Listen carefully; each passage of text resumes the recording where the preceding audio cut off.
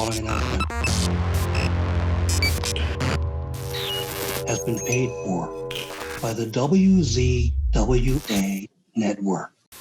Hello, everybody, and welcome to the WZWA Network's review of NWA 73, the 73rd anniversary show for the National Wrestling Alliance. I'm one of your co-hosts, Karlifornia Fury, as per usual, alongside Juicy Boy Daniel Johnston. What's going on, bro?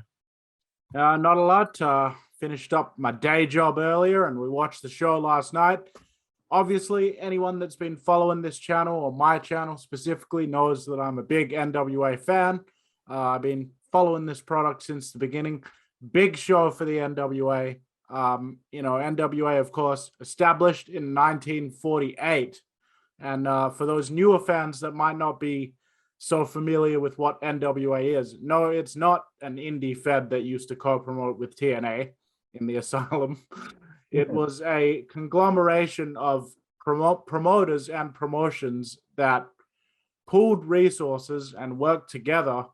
The champion of the NWA was decided via a committee and was shared amongst all different member promotions of the National Wrestling Alliance. So if Ric Flair was the NWA champion, and we'll get to him as we get into the review, Flair will have to go into Boston and defend it there. And he might have to also go into Japan and defend the NWA title over in the Japanese NWA territory. At one point, it was the most dominant and far-reaching professional wrestling organization in the world prior to the nationalization of the WWE. So with that bit of background out of the way, I just wanted to add some context for people that may not be familiar. Big show. Yeah. Absolutely, bro, and Mr. Historian right here. If you wanna, do you wanna bring anyone up to speed on why it's so important that they're wrestling at the Chase in St. Louis? Of course. So the Chase Hotel in St. Louis, Missouri, was a legendary wrestling venue, as well as boxing and other sporting events, things of that nature. But wrestling specifically at the Chase was a big deal. The original series of Wrestling at the Chase went off the air in the mid-70s. It was so popular that a 5-year letter writing campaign from the people of St. Louis ended up getting Wrestling at the Chase brought back by the new owners of the Chase building. Such was its popularity. But for the longest time, things change. Wrestling has not been in the Chase in many, many years, well over 2 decades. NWA Empower, the all-women's NWA event, the night prior to NWA 73, was the first official wrestling event to occur in the Chase in, I believe it's about 30 years or more. And then, now NWA 73. So going back to its roots by holding this big event at the Chase. Absolutely, bro. So it was like, this is a moment in history right here. We'll get to the show. It begins. Nice package at the beginning of the show. I like a good package. Yep. And as the package was wearing on, you were like, is that John Goodman? Yeah. But it was. John Goodman was doing the voiceover for the intro, which I thought was pretty interesting. Cool. What did you think of all that, DJ? Yeah, so I liked the hype package at the beginning. I liked the fact that it kind of it sort of encapsulated stuff that had occurred basically from the beginning of NWA Power coming back onto TV. So it really, gave a lot of the wider context for why this was such a big event, how far the NWA under Billy Corgan's leadership has come. They managed to survive and are surviving the COVID pandemic, which, I mean, for the longest time, a lot of NWA fans just thought that might be it for the NWA because they were already such a small promotion. And now here they are, a year and a half on. They're back on TV. They've got to deal with Fight.net, I believe it is, that broadcasts Fight TV that broadcasts Power now. And now they're holding this historic event at the Chase.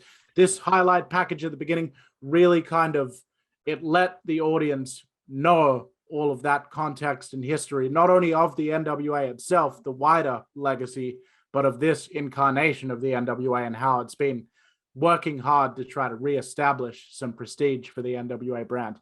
John Goodman being the voiceover was, it's a nice touch. He has a distinct voice. You know that it's him when you hear him talking, but it kind of had this kind of folksy sort of feel to it where it almost felt like this was just an old school wrestling fan kind of reminiscing on the type of wrestling that they grew up on. So that was the kind of vibe that this hype package was giving off before we got into the actual show. Come down to ringside, and who is sitting at the announce desk alongside Joe Gallo and Velvet Sky? But hey, it's Conrad Thompson. Fucking hell, man. The Podfather himself. It got an audible groan from me, as you'll remember. It's just like, fucking hell. There's no one else. Is he the only person that, you know what I mean? Like Dark Side of the Ring. Now then Conrad's on that. Conrad's got fucking 8 shows. And now Conrad's at the fucking table at NWA 73. I'm just like, I can't get away from this cunt. let's rewind the clocks back to like every episode of Something to Wrestle in 2017. I'm just a fan. I'm a mortgage guy. I'm a mortgage guy who's a big wrestling fan, and I don't know shit. I'm not in the business. I'm just a big fan of it. You're in the business, dude. Admit You're in the it. business, bro. Okay, you're a part of it at this point, man. Like, if Bubba the Love Sponge is considered to be associated with the business, you're definitely in the business by now. Anyway, so yeah, we started out with Conrad, Velvet Sky, and Joe Gallo as your announce team. I suspect that Conrad Thompson was brought in possibly in conjunction with his father-in-law, Ric Flair, appearing on the show, because it did sort of feel a little last minute. But obviously they had to have someone else in there substituting for Tim Storm because he was going to be wrestling in the opening match.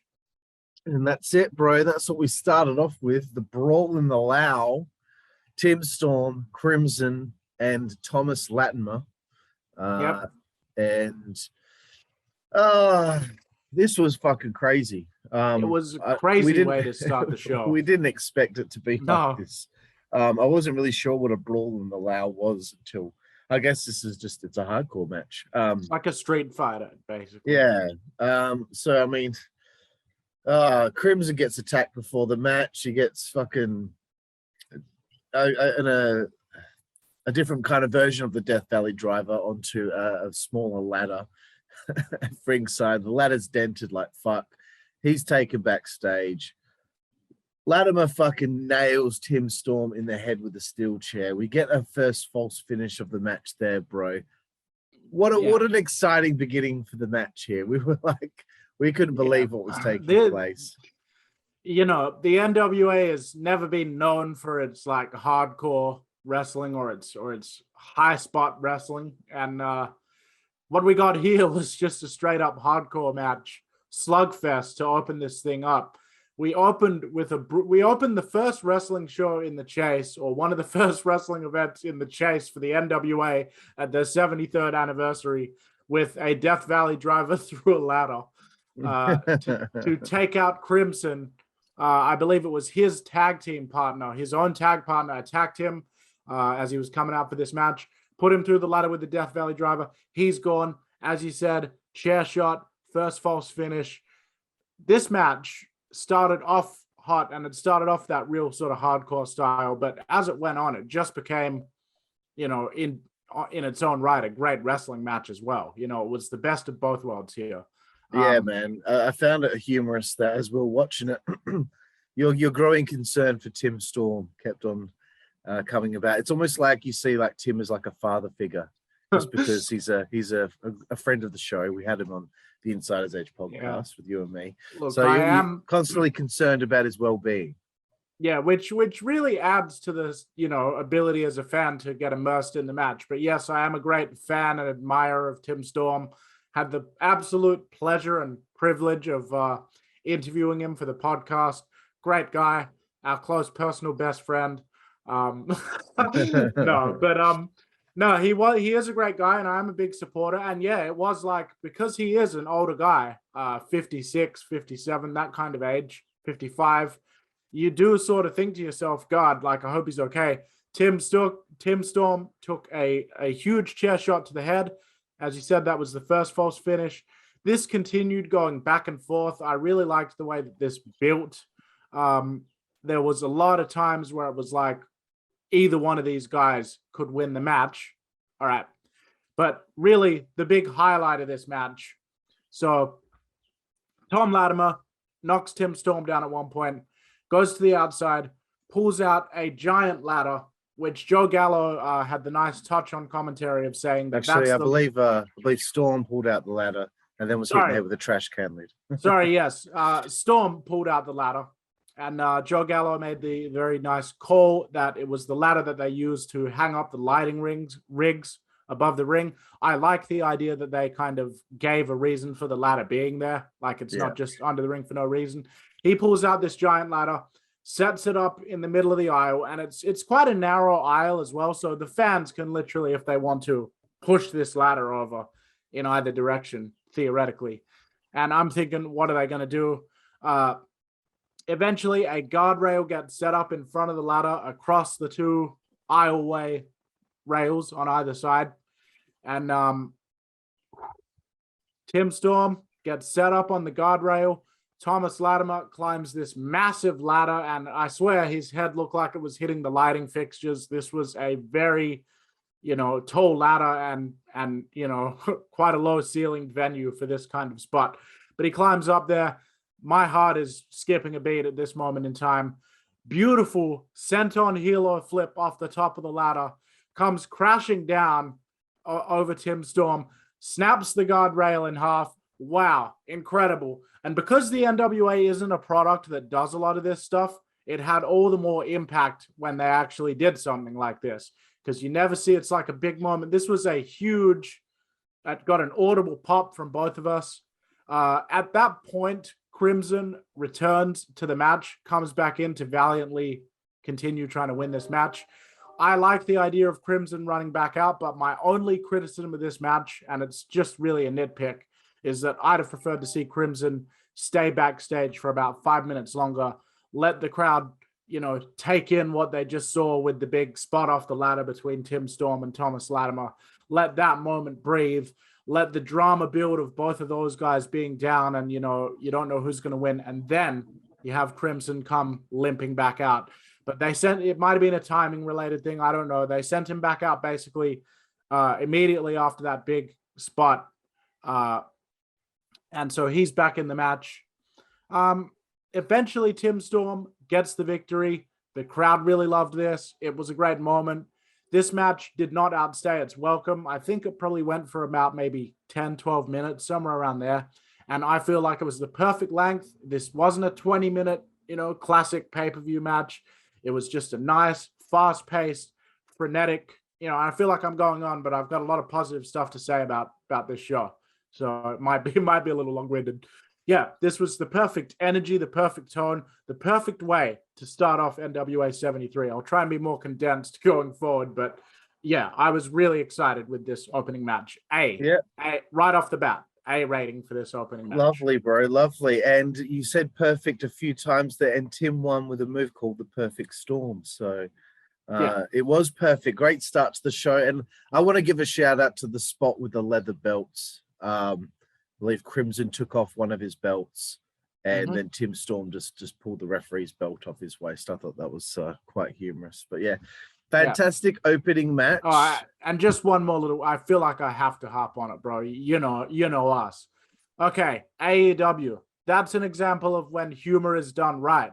Okay, Crimson had his weightlifting belt.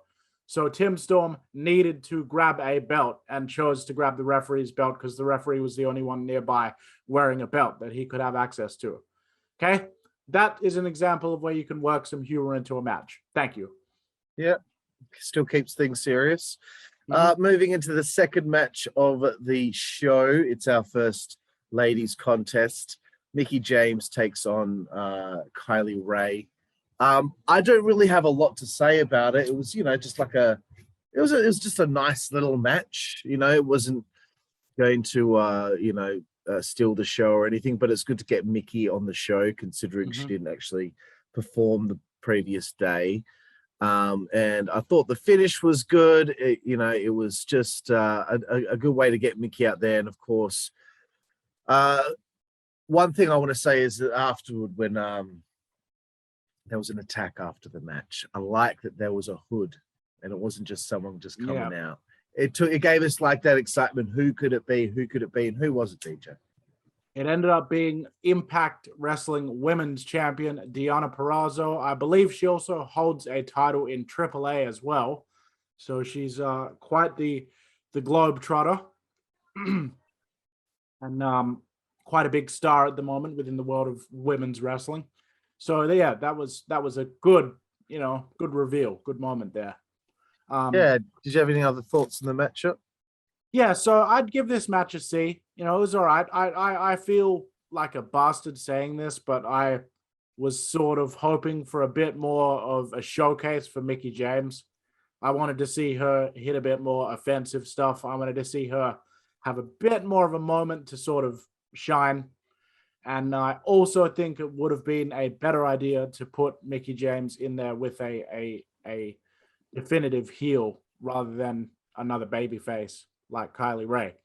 Yeah. But other than that, this was fine. And yeah, C. Cool, bro. I like that they keep going back to the commentators between matches.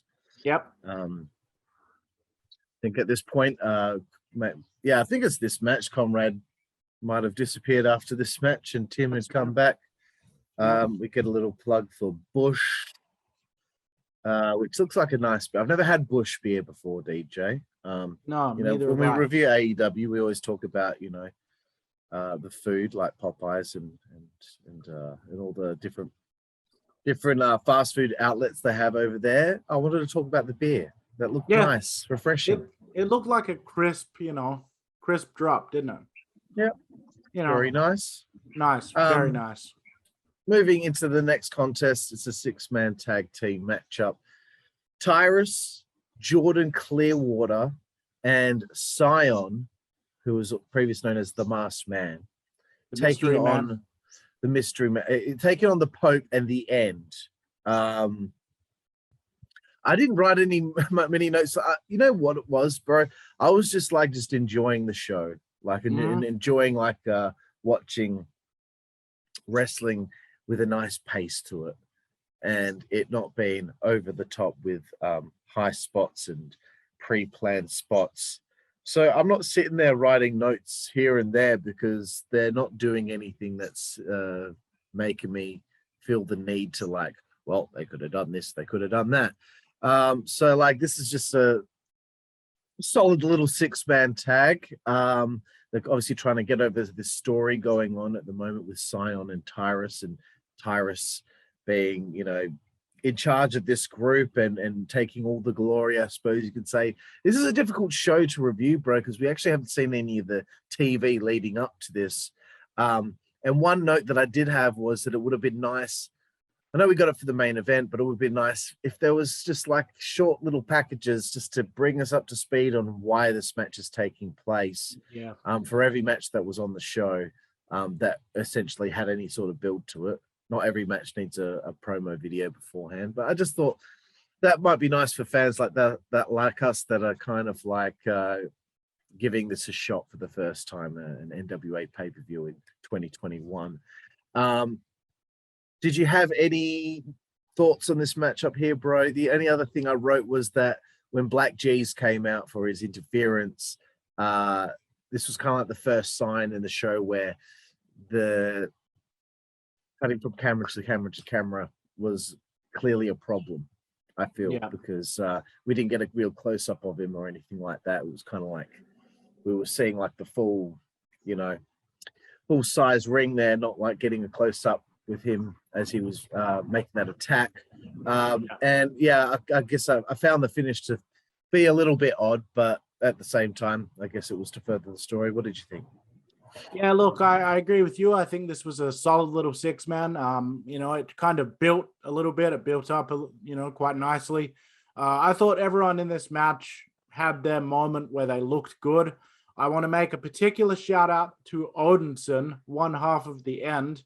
That guy has star written all over him. He is incredible. Big ups to him. I hope to see, some bigger things for him in the future in the wrestling business. But yeah, this was a good little match. I'd give this one a C as well.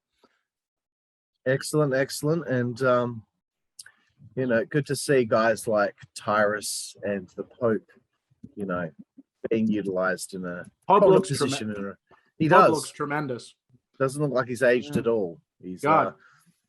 And when we will talk about JTG later, and I think how he looks younger now than he did back in the day. Yeah, I mean, So okay, there we go. Nice little 6-man tag. Did you give your rating there? Yeah, I gave it a C. A C. Okay, cool. Yeah. Moving into the next contest, NWA National Heavyweight Championship. Chris Adonis, James Storm. Adonis looks the same as well. Storm looks like he's maybe half a step slower than he once was, but that's to be expected. Not offensive, and you couldn't really sense that in this match too much. I guess I'll take what I've written some notes here. I'll take it from here. I like that it was a slow build, a story being told. You know what I mean? It's this is the wrestling that I like. And that's why, I had a massive issue with AEW's Rampage the other day with the Jurassic Express and the Lucha Brothers. Like, that's not the way to do it. And even though everyone, blew their load over that matchup, I don't think it was as meaningful as what this was, despite the finish, obviously. Great Frankensteiner. When he hit the Eye of the Storm and there was a kick out, they got me, bro. They got me. And they also got us again with the foot on the rope. We really felt like there might have been a new champion coming our way. But they make the rules important. The foot was on the rope. They continued the match. The referees, I felt like, did a better job on this show than what the AEW referees do on their show. And I'm not just picking on AEW, but it's the other thing that we review. And of course, very soon after this, Adonis manages to pick up the win with putting his foot on the ropes. The referee didn't see it that time. It's a part of the story of the match, but I thought this was probably the second best match on the show. What did you think, man? Yeah, look, I also really liked this match. I'm going to say up front, this gets a B+ from me. I do have to say, in hindsight, knowing the result, I kind of agree with Bruce Pritchard that you can sort of see when James Storm is going to lose the match by his demeanor in his entrance. I remember thinking, like, I don't know. There was something that was kind of flat about him in his entrance, even though it was, he got a good reaction and everything. Maybe it's just this thing that Bruce. What did Bruce say? Okay, so Bruce Pritchard contends that James Storm is an incredible talent, but when James is booked to lose a match, he thinks he can see a difference in James's fire and energy when he comes out to the ring. He thinks that, like, he's like, I feel like whenever James is booked to lose, you can tell his heart's just not as in it as much as when he comes out, knowing that he's about to interesting match. So I don't know if I was kind of looking for that in my mind, but in hindsight, I kind of think that may have some truth to it. The actual match itself, fantastic. I loved the fact that they actually, it's like what, we always hear people say, 3-act structure. Each match on the card should have its own beginning, middle, and end, so that you're watching each match in its own context, as its own little separate slice of the show. And if a match has a beginning, a middle, and an end, and a proper structure, as this one did, it goes that much further in actually getting the viewer to really get invested in not just what's happened so far in a match, but what's about to happen as well, to the point where you start building that tension. Or, the opening match was a great example. After they did that big spot off the ladder, from that point on, you didn't know who was going to win because the spot on the ladder didn't finish it. So what was going to happen now? So this match did a similar thing of kind of building a lot of that tension. I thought that Adonis, Chris Masters look fantastic. It is an absolute crime that he didn't achieve more success in the WWE in his time there, particularly in his first run. James Storm looked fantastic as well. Great last call super kick after Chris Adonis had drank some beer, causing him to humorously spit it out. But at the same time, that same move, even though it was humorous the way that he spat the beer out of his mouth, it was also a very good false finish. And we thought that was going to be it at the time. And you had several of those moments. This match was fantastic. Solid B. It was great to see James Storm back in the NWA. And Chris Adonis, I wouldn't even mind seeing him flirt with the 10 pounds of gold in the future. Like, absolutely, bro. And you know what? One super kick. Yep, one just super kick, and he didn't kick out. He put his foot on the rope. Yep, and they teased it a couple of times before he actually hit it, built it up, made the audience realize, even if the audience member had never seen a match before, the audience member is now being conditioned to realize, when he hits that kick that he's been going for, it's big problems for the opponent. Yeah, I hope Tony Khan's watching this. Yeah. I hope people from AEW watching this and think, because if you smash every maybe we move shouldn't into do the fucking ground, it doesn't mean smash anything. every move into the ground, it doesn't mean anything. But if you only do a move once, or once every so often on a big show, it means the world. It is a noticeable difference. Yeah, it's like an AEW Revolution. I can't keep bringing it up. Like 4 or 5 different people did a tombstone pile driver. You know, it's just like fuck up, man. Like enough of this. It's not the first guy that did a tombstone pile driver. It might have looked cool in his match, but by the time 5 people have done it in their matches, you know, it's lost its appeal. But anyway, we've really been, especially me, very sugary sweet thus far in this review. But coming up next at this point, Carl, unfortunately, the low point. Actually, of the show. We had something that happened before this. Promo? No, Ric Flair. Oh, of course, man. Of course. Yeah. So we had a massive highlight. Right. No. Okay. Yeah. Actually, so we're not going down just yet. We will go down in a minute. But... Woo! Way up! The Nature Boy, Ric Flair, Mr. NWA, the greatest professional wrestler who ever lived, was in the house at NWA 73. Flair got emotional about 20 seconds in, as you'd expect. He cut a blistering good promo about the history of the NWA and how important it was to his own career. And then he took the time to thank people like Triple H, Vince McMahon, Tony Khan, people throughout his life that transcended wrestling and helped him become a better person, or the reason why he's able to be standing there at NWA 73 there that night. And this was an emotional moment for Flair. And there were times where I thought, the promo, it seems like it's kind of getting a little rambly. But then every time I would think that, he just would pull it kind of back onto the road. And then by the end of it, you've been transfixed by this 10-minute promo of Ric Flair just pouring passion out of every pore for the wrestling business. He touched on all the great NWA champions of the past, Harley Race, Terry Funk, Jack Briscoe. The crowd popped for all of these guys. Talked about the history of the chase itself, told a couple of funny little road stories and stuff about his time as the NWA champion. Did all of this in an in-ring promo while commanding the crowd, did not lose the crowd once. The Nature Boy still has it. Wow, A+. What a promo. This was a highlight of the show for me as well. Loved it, bro. Loved it because, it was just nice to know that someone was just told, hey, just go out there and have fun and say whatever you want to say. No time limit. Just go out there and just talk about how you feel and talk about, the importance of this show and the history of the company. And people, this is the perfect person to do that.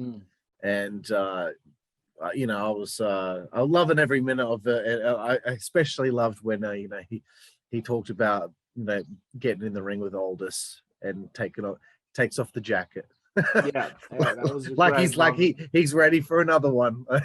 Started hitting the ropes, but no, but you know, I think that we shouldn't gloss over the fact, Carl, that this was, you know, a moment in the business. You know, Yeah, it was. this appearance here, this promo at NWA 73 will be part of Flair's legacy. You know, it'll be one of those highlights that gets looked back on as part of the golden years of Ric Flair's career.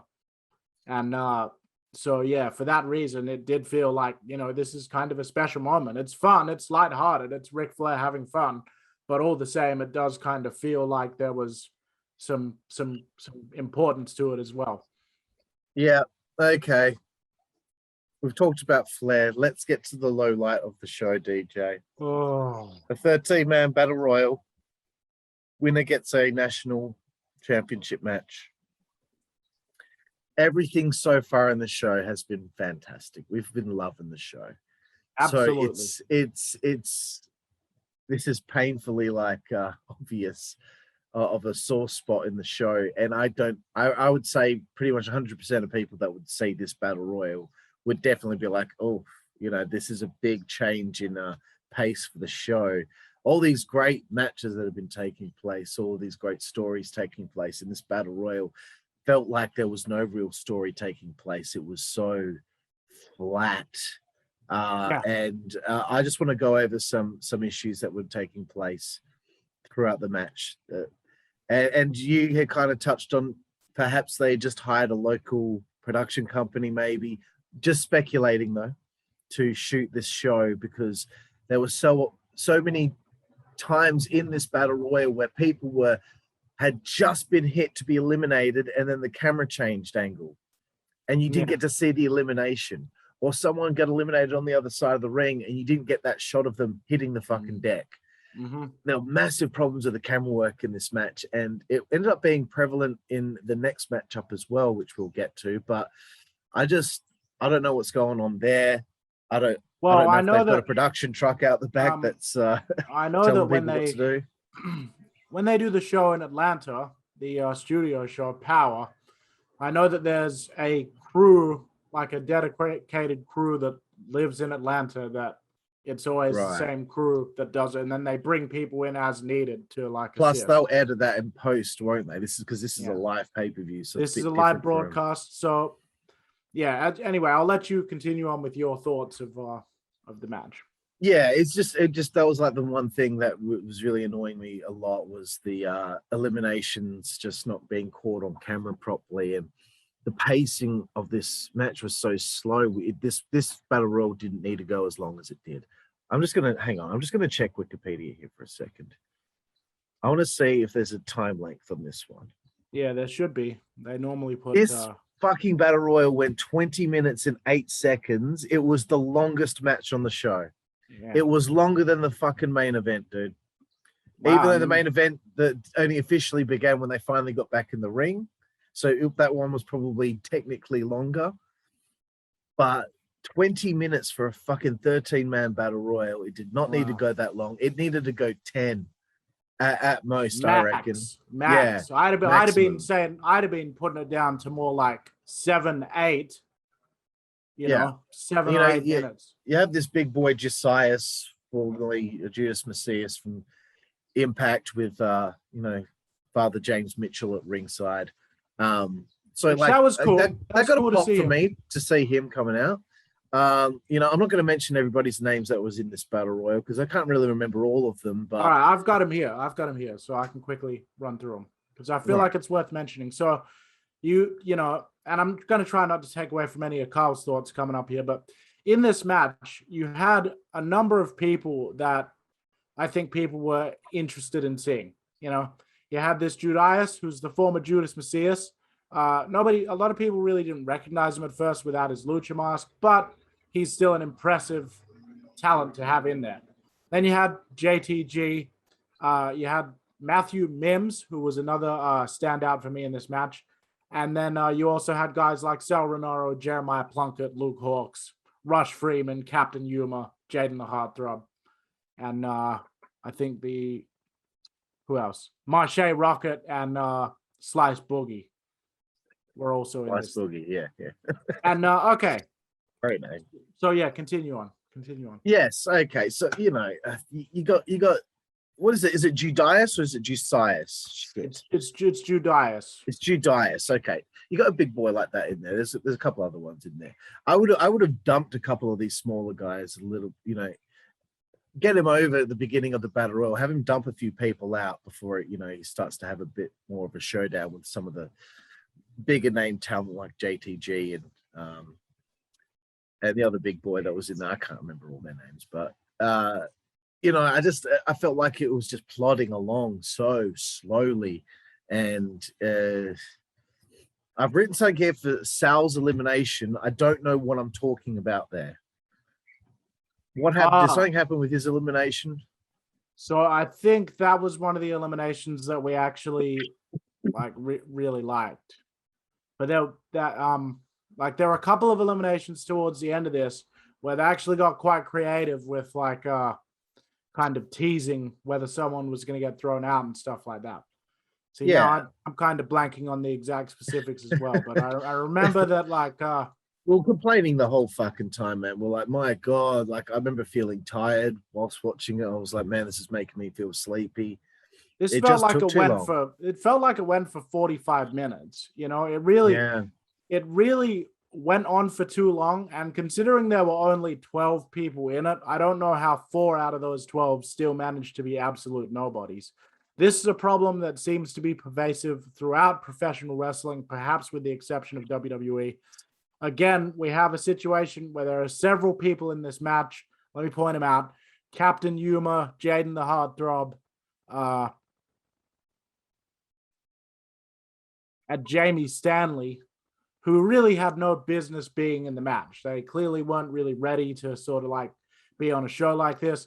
Captain Yuma in particular, short little guy wearing a bodysuit.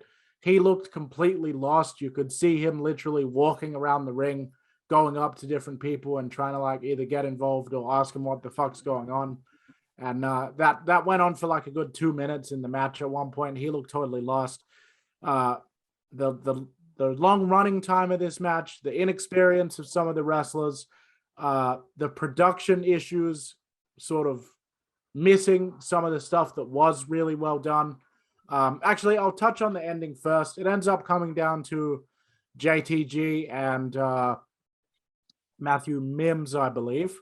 And Judias. And Judias, of course. Yeah, it ends up coming down to them too. Gee, see, it's such an all over the place match that I can't keep my thoughts straight. All right. So when it finally got down to Judias and JTG, it's a shame that it took this long to get to this point, because this last bit between the two of them was actually quite well done. Yeah, it was all right. Yeah. And I actually kind of found myself kind of getting more invested in it. And I just ended up thinking to myself, imagine if this was just a 10-man battle royal with the final two having a singles match. And then you could have showcased a couple of these guys like your JTGs and your Matthew Mims. You could have showcased them in a match. Yeah. But unfortunately, this is getting a D from me. It was the absolute... I would have given it a fucking F, bro. I didn't see a bunch of stuff being blatantly fucked up. So yeah, it's fair enough. I'm gonna give it a D. This was really a low light, and I hope they learn their lesson. I'm sure we're not the only ones who felt like this was a real drag. Yeah, when Jim Mitchell came out, I was really hoping that Sin Bodhi was going to be coming out with him, but Judias gets the win. I guess he'll be challenging Adonis soon for that belt. Moving forward, we got the NWA World Women's Championship on the line. It's our homegirl Kamille putting the belt on the line against again one of my favorites in the wrestling business, Chelsea Green. What did you think, bro? Yeah, this match was incredible. I think this was, up until the main event, this was actually in line to be my match of the show. This was something, I really enjoyed this match. I thought everything was laid in nice and tight, and the match looked hard hitting. It looked impactful. I felt like Chelsea Green got to show off a lot of her skills and a lot of her finesse in the ring, while at the same time, it didn't make Kamille look overly weak because you definitely need to keep that character looking strong. Both ladies looked like $1,000,000. They're in tremendous shape. This match was, more along the lines of what I was hoping to see out of the Mickie James match. I liked this match so much. I'm giving it an A-, bro. This was a really good match. And, I would love to see more Chelsea Green in the NWA. I hope that we get a lot more of that. Me too. I'm liking that she's at Ring of Honor. She's doing stuff at Impact. She's over here at the NWA. It's cool. She's kind of like just going around and making a name for herself that way. I think it's a smart way to do business for yourself at this stage. Don't lock yourself into one company. See if the companies will let you just roam around a little bit and get more eyeballs on you. Yep. A couple of notes that I did have was, and I think we were both a bit annoyed about this, that the commentators, whether they have the knowledge or not of maybe not, but Kamille hit the Rough Rider, which is Zack Ryder's finishing move on Chelsea Green, and she hit it fucking fantastically, by the way. Yeah. And they didn't pick up on it. They didn't say anything about that.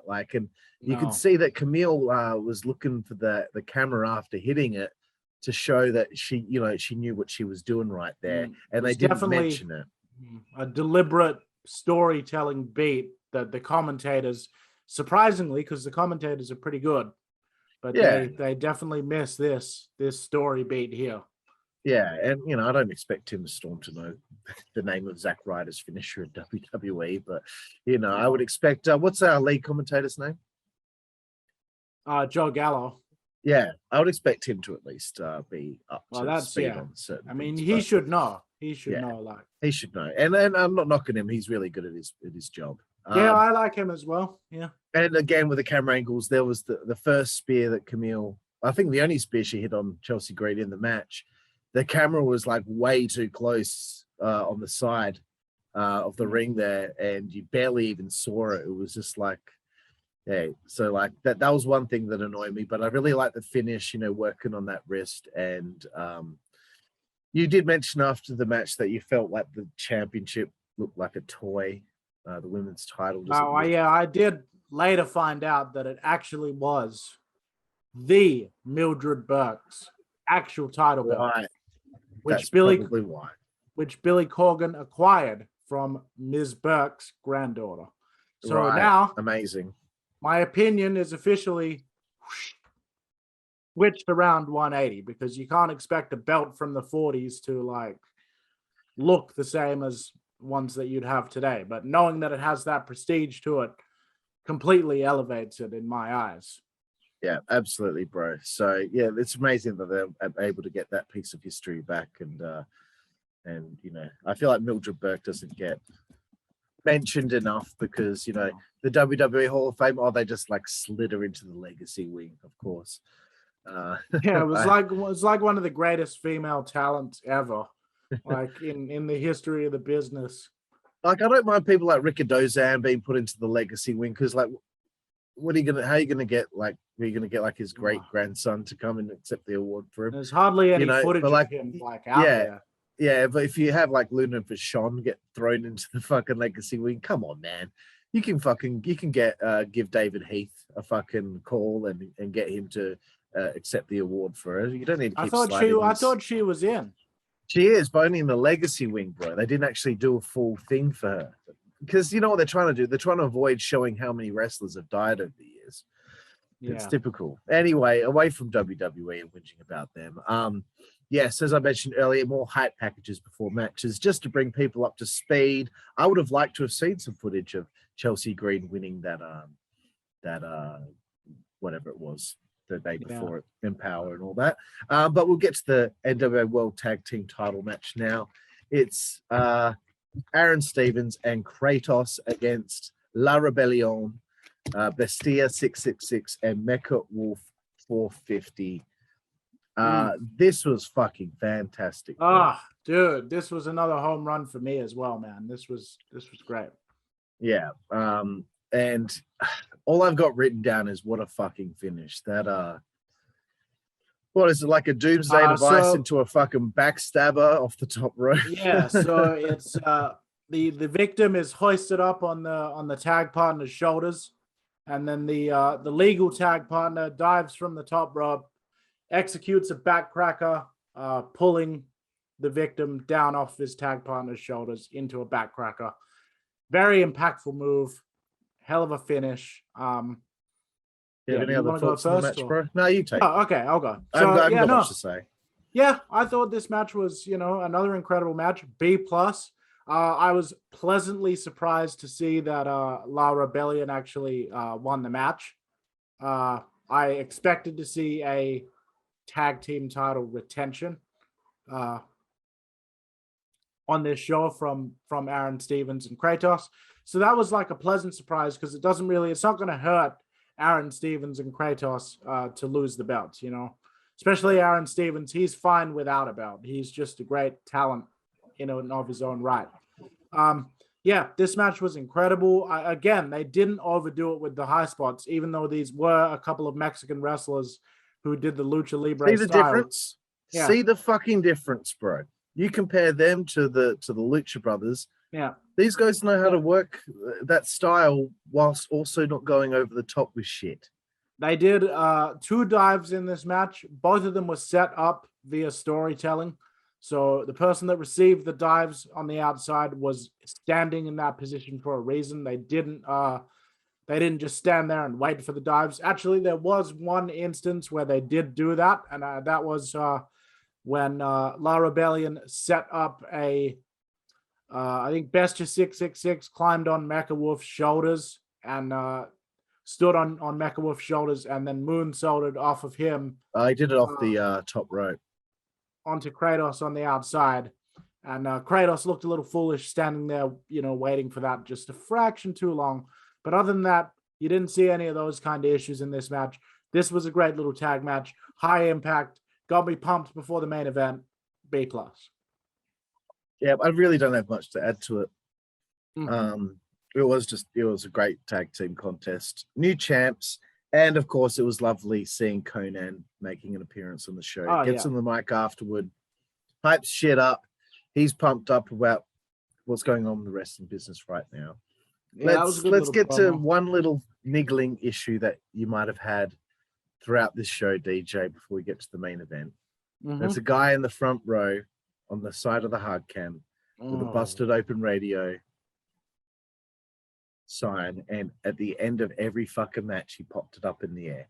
Every fucking match. All right, dude, we fucking get it, dude. You didn't need to keep fucking peppering it out there for us. We fucking get it.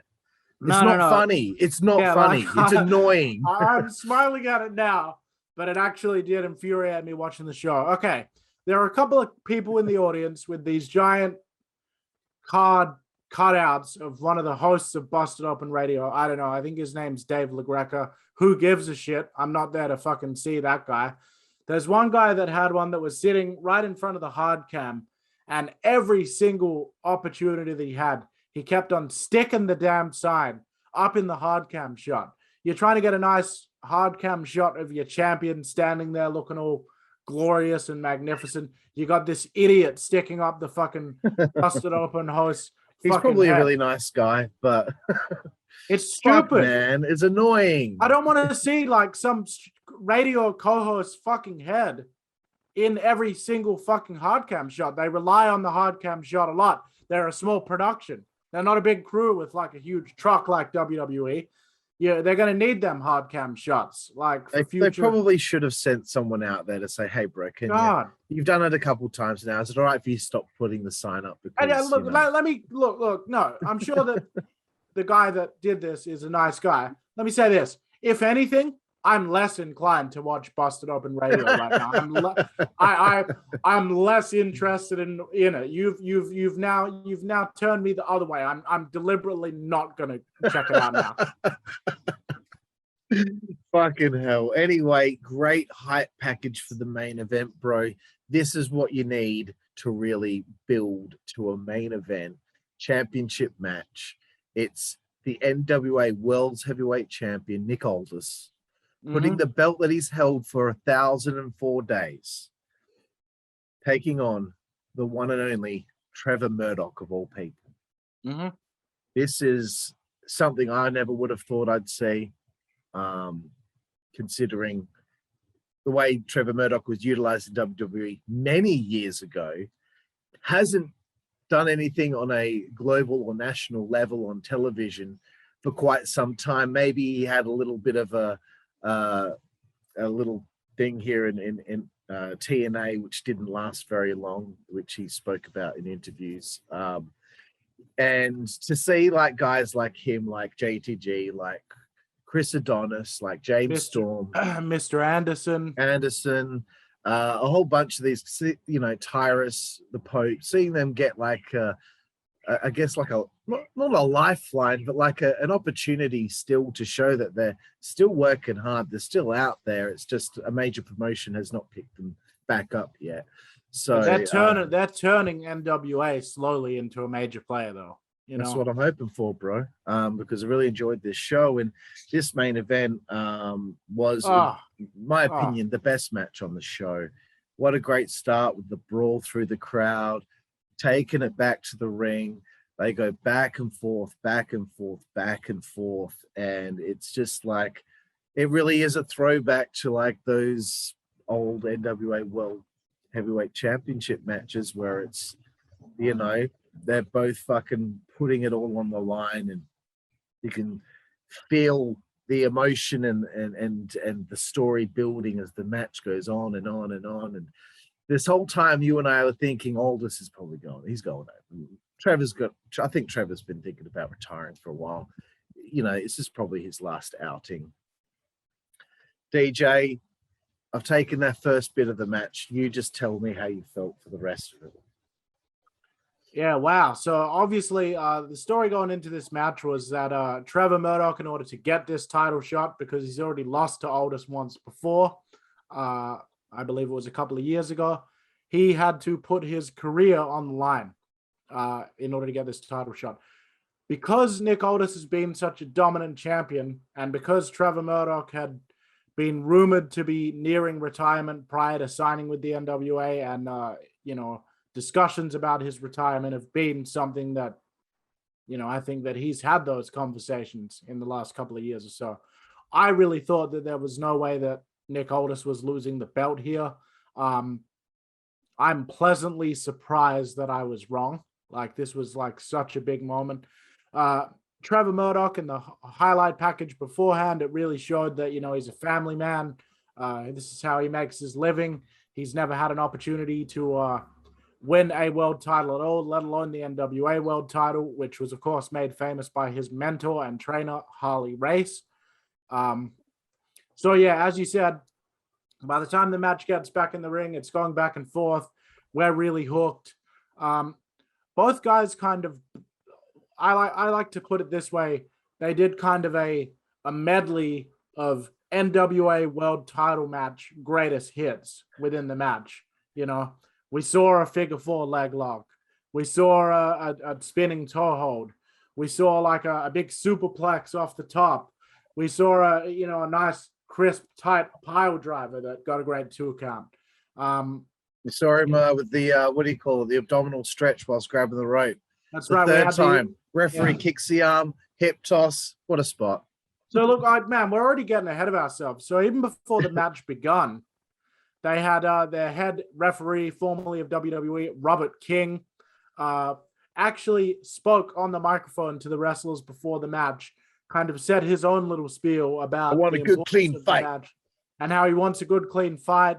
Wished them both luck as if it was a main event boxing match. Great touch. Told them to go back to their corners to await further instructions. That's when the brawl broke out. Anyway, by the time we get a good way into this match, referee Robert King ends up getting knocked out. Inadvertently, he's down. Of course, at that moment, Trevor Murdoch manages to hit the ace of spades, his version of a code red. No referee to count the pin. Tries to wake him up. They go back and forth. Eventually, a new ref runs out. By the time we get into the last kind of closing 10 minutes of this match, both guys are covered in welts. You know, they've both clearly taken a beating. They'd taken bumps out on the floor. They've, taken a lot of physical punishment in terms of chops and strikes. Bumps on the stage. Yeah, bumps on the stage. So Trevor Murdoch, by the final home stretch 10 minutes of this match, is trying with great difficulty to nail that top rope bulldog, his main finishing move. And, he goes to hit it once, it gets reversed. Goes to hit it another time, it gets moved out of the way. At this point, I'm actually putting over the move to Carl because we're watching it together, and I'm saying to him, wait until he actually hits it. It's a thing of beauty. It's a throwback to old school wrestling. It's just a great looking finisher. Finally, he hits it. He finally hits the big top rope bulldog. It looks fantastic. His wife and son are in the audience cheering him on. I'm expecting the big kick out from Nick. And then the referee's hand actually went down for 3. Yeah. And like Magic, the place just erupted. I erupted. I had a big smile on my face. The camera cut over to Trevor Murdoch's family. He had one of his old trainers in the audience. He had his wife in the audience. He had his sons in the audience. His wife was crying tears of joy. His son looked like he absolutely was just, thought of his dad as a superhero in that moment. And like, you could just see the admiration that his son had for his father and what a special moment it was. And the whole family was crying. They came in the ring. It was just a really special, way to cap off this what was a fantastic A+ match, by the way. And then the piece de resistance, the cherry on top of that, the Nature Boy himself, Ric Flair, came out to the ring to kind of pass the torch, say a word of congratulations to Mr. Murdoch, and, kind of boosted his confidence a bit. What a special moment that things in the wrestling business and the wider world happened in such a way that Ric Flair was able to be free for this NWA event so that he could help bestow the new and rightly deserving NWA World Heavyweight Champion Trevor Murdoch. Wow, this was probably one of the best matches I've seen in the entire year. I know that a lot of fans that watch a lot of wrestling will probably watch this and be like, I don't see what's so special about it. It's nothing that you couldn't see on a TV match. But for the people that would say that, I say that you're just not conditioned for this type of wrestling, where instead of it just being, let's see how many cool moves we can do, it's about, let's tell a story that the audience is following along like it's a mini soap opera. And each move is like a pivotal moment in that story. And it means something. And that is the kind of wrestling that was exemplified on this pay-per-view and in this main event. Absolutely fantastic main event. The perfect way to finish this match, this event off. This event is overall getting a B+ from me. It would have been an A if not for the Battle Royal and some of the production issues. And the Kylie Ray match with Mickie James kind of letting me down a little bit. Amazing show. Wow.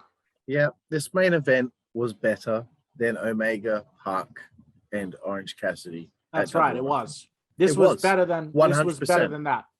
No fucking doubt about it. I know a lot of wrestling fans out there like to state things as facts. Like, nobody wants to see this. In fact, there's probably people that do want to see this. And I'm not talking about this match. I'm just talking about that phrase gets used in general. This match was better than the Double or Nothing main event, 100%. And I don't care what anyone's arguments are about it. It was probably better than the WrestleMania main event in a lot of ways.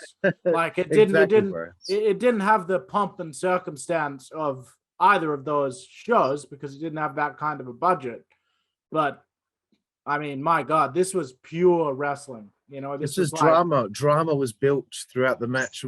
How fun was the moment where Aldis was just wiped out the timekeeper and then for no reason punched out the ring announcer wasn't doing anything wrong. Yeah. Nothing wrong. And he just gets socked in the face. I love that. That was great. Beautiful elbow off the top through the table on the outside. Of course. We've got to mention that. This is there are high incredible spots. Main event. Yeah. The thing people got to understand about NWA is they do high spots, but they build to them. Like they do. If you have a high spot every fucking second of the match, then it's not really a high spot anymore. So anyway, yeah, fantastic event. As I said, B plus. Can't wait for the next pay-per-view. Yeah, just wow. I mean, we've really been laying the praise on, but let's face it. I mean, they did a lot of things right.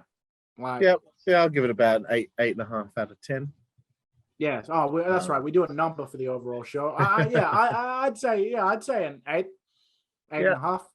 Excellent, bro. Well, yeah, it was an incredible show, incredible end. I remember feeling slightly emotional. And there's one thing I wanted to say before we finish off here today, DJ. And I like to do this because it kind of gets my anger out of my system, and it's people on the internet, people online.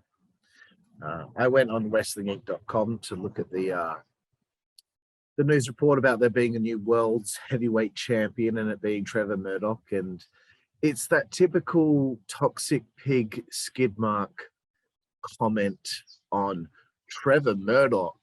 And, oh my God, like they let that guy who's in that kind of shape be the world champion and just like totally try to undersell something that's actually meaningful for a human being out there that's worked their ass off for years. And these are people making those comments that haven't even seen the match. They just saw the article. They saw the article and then they decided to make a comment about it. And they make comments on Twitter all the time about things. Like I'm looking at a comment right now, and I'm going to read it out, man. I'm going to read it out so that we can trash it. Because this is our review. We've got our review of the show done, so now this is our time. You understand? Yeah. So anyway, he says, and I quote, compare that show to something like NWA 70, which was 3 years ago, and you see how much this all went downhill big time. I mean, this show gladly didn't have as many technical issues like Empower and not as many botches, but it lacked any real highlights.